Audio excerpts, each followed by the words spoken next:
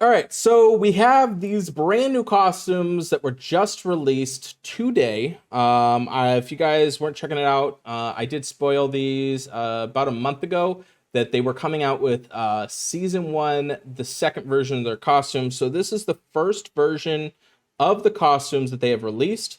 So should we wait for it? Should we go for it? We're going to be discussing that all today and talking about all the different characters and going over them as well too. So be excited. Should you be excited? The different characters. So first up on this list, we have Obakan.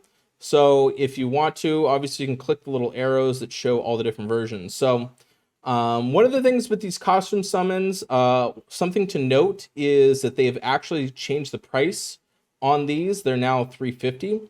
I would highly recommend you guys also take a look at the summons rates on these different things because they do change. So this is one of the portals that they do actually have a legendary featured hero and costume. So you do have an extra chance on getting one of these two costumes if you want. So 1.3 chance, and then we've got Grace, so 1.2 chance. So essentially we have a 3.8 chance of getting a 5-star, which is okay.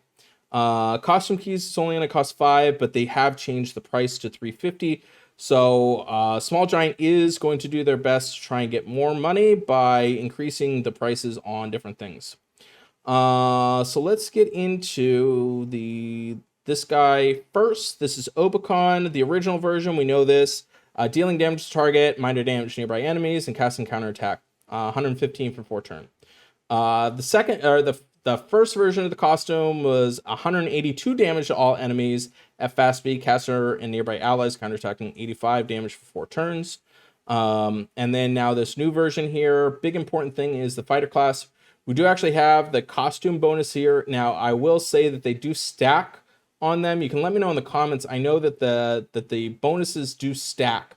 So if you have the first version and the second version, these bonuses are going to stack. I am not sure what the actual percentage is by having both of them maxed out. So you may want to, if you have them, you want to make sure you max out both costumes, even if you only plan on using one of the costumes themselves.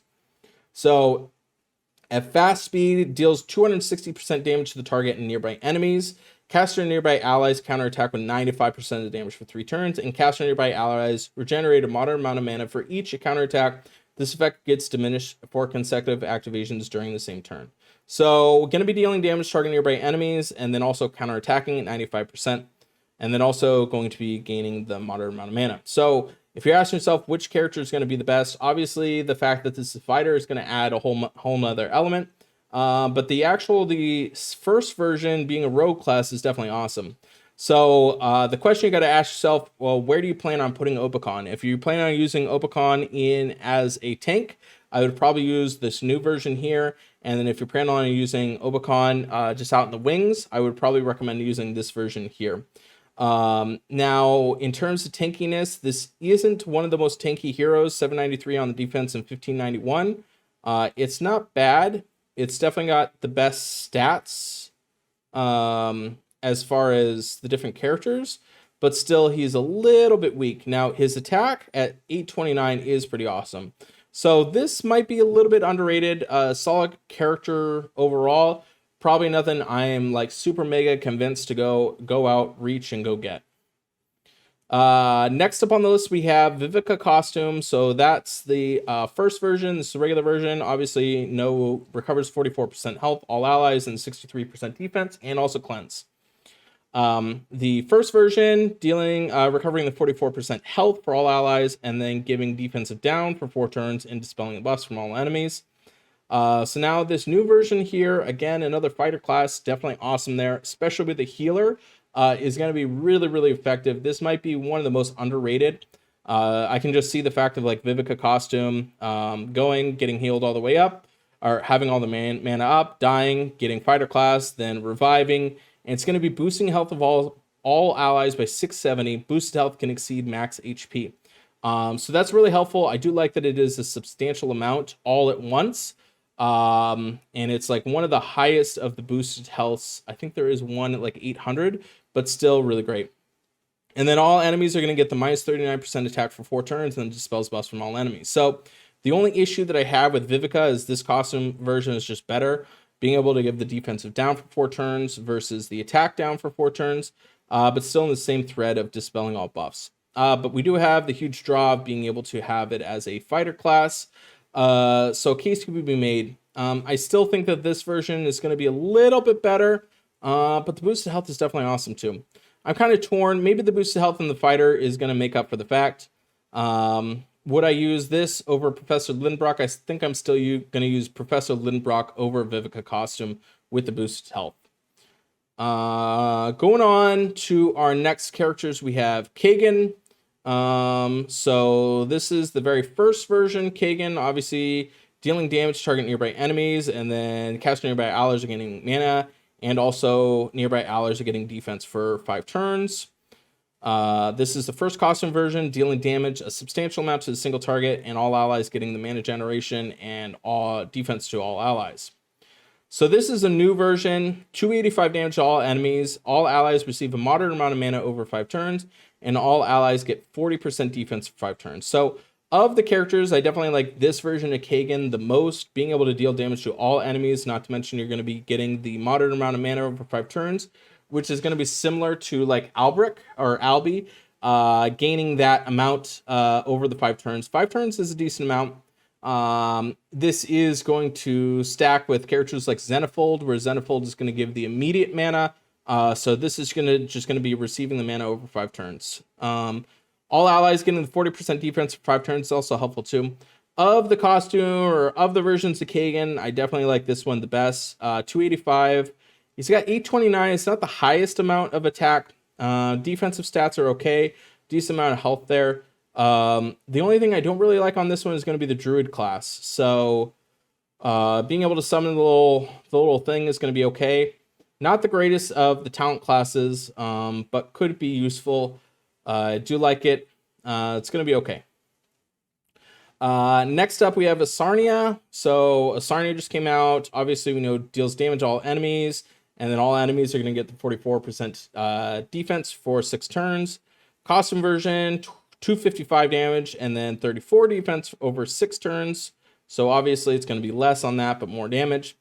So this brand new version here is going to be doing 270 damage to all enemies. All enemies are getting the minus 34% attack for 4 turns. Against nature, which is what it's weak against, the characters become it becomes uncleansable and lasts 2 turns extra, and then also deals extra damage against fire. So kind of an interesting situation. Being able to deal damage also protects itself against characters, nature characters, and it's going to be dealing extra against fire. I think that the big draw to be using Asarnia is going to be the defense down. I'm not a big fan of using the attack down. And honestly, I think the regular version is probably going to be our best bet, dealing damage to all and then giving them minus 44% defense for 6 turns. But again, if you do have her and use her, you want to level up the costumes, so you're going to be getting the added bonus there. Next up on this list, we have Elkanin, which obviously we know deals damage to target and minor damage to nearby enemies, and then heals caster 38% of the damage dealt. The costume version is 230 to all enemies, substantial amount. All enemies get minus 50% decrease to any healing for 3 turns. Can't be cleansed. And then this new version here is doing 280 damage to the target and nearby enemies. Caster is going to be stealing 61% of the healing applied to the target and nearby enemies for 3 turns. So if I had to pick here, I'm probably choosing this one here that's going to be dealing damage to all enemies at fast speed. And then, yeah, because it's that's going to be your biggest thing. Next up, we have just one of the 4-star heroes that came out. Obviously, Kelly's dealing damage to the target, receives 414 damage over 6 turns. The next version is just going to be doing the burn damage over 2 turns. So this new version here deals damage to target nearby enemies at fast speed, 220. Not to mention she has 788, which is one of the highest attacks for 4 stars. And then target nearby enemies are going to also receive burn damage over 3 turns. Caster absorbs 30% of the burn damage of health. So absolutely, of the different Kelly versions, this last version here that just came out is going to be our best bet. I do like the fact that it's dealing a substantial amount of damage, and then also dealing permanent damage. I wish it was damage in general that was being revived. So 30%, you got to figure she's probably, if she hits all three, she's going to be probably getting about 170 per 3 turns. So 170. So the damage that she's reviving back is not going to be crazy amount. So I like this version the best out of all of them. And if you guys are interested, I'd really appreciate if you check out Gemstone Legends. As you can see here, we have the banner that's flying through, kind of going through that. I am looking to be turned into a hero within the game, but I need you guys to join me and check out Gemstone Legends. So go ahead and click on the link in the description so you can check out Gemstone Legends. And also after you do, put hashtag 300. I'm looking for the first 300 people. Probably can convince them to do an extra added bonus gift if you are part of those 300 that click on that link. And so we can try and convince them. So make sure you check that out in the link in the description to turn Anchor into a hero and put hashtag 300. And I forgot to mention, should we do the polls now or later? I highly recommend that you go ahead and wait. Do not do the polls yet. Reason being is we have a bunch of other characters, as you can see here, that are also going to probably be getting their second costume. So some of them have leaked, some of them are out and are in beta, and they are pretty good.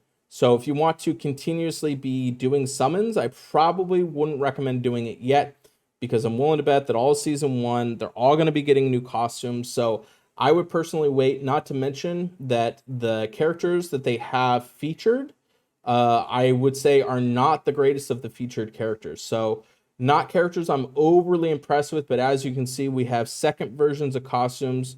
I will tell you, this version here in beta, the Quintus second costume, is absolutely absurd. I couldn't believe that that was even tested. I talked about it previously on my other live stream. So you definitely don't want to quote unquote waste it. I would highly recommend saving up your keys and waiting until there's an absolutely essential costume version to be doing. Don't be doing it yet. I don't recommend doing your costume summons yet. I appreciate all the support. I'll see you guys on the next video.